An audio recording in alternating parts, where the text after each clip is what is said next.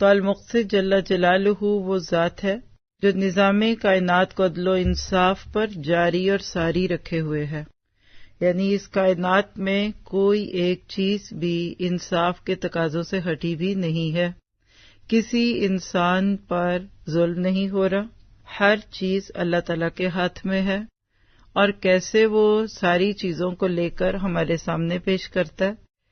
کائنات میں انسانوں کو یہی کہا کہ تم کسی پہ ظلم نہ کرو، زیادتی نہ کرو، تو اللہ تعالیٰ خود بھی کسی پر زیادتی نہیں کرتے۔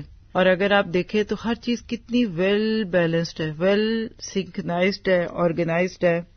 گرمی کے بعد سردی، سردی کے بعد گرمی، خزاں کے بعد بہار، ہر چیز کا جو جوڑا ہے نا، اصل میں یہ بھی المقسط ہی کی ایک شان ہے۔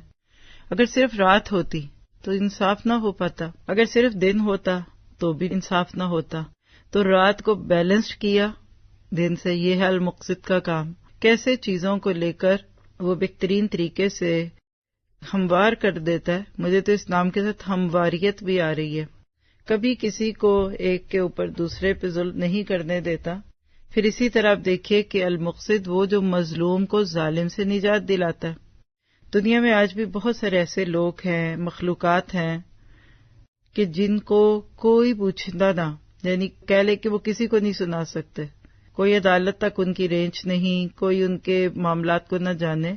اگر المقسط ان کو انصاف نہ دلاتا تو حقیقت یہ ہے کہ وہ بھی اسی طرح سے ظلم کا شکار ہو جاتی۔ تو اللہ تعالیٰ المقسط وہ ہے جو مظلوم کو ظالم سے نجات دلاتا ہے۔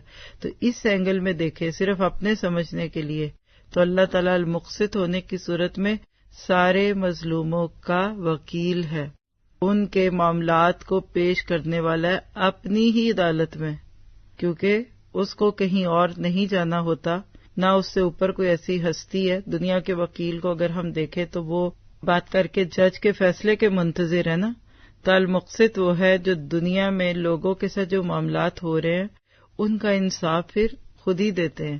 اللہ تعالیٰ کے ہر نام میں ایک خوبصورتی، ایک چاشنی، ایک ٹھنڈک، اور اس کو جاننے کے بعد اندر جو خوشی آتی نا، یہ حق کی پہچان ہے، یہ سچ کی پہچان ہے کہ جب کسی چیز میں سچ ہوتا ہے تو وہ خوبصورت ہو جاتی ہے۔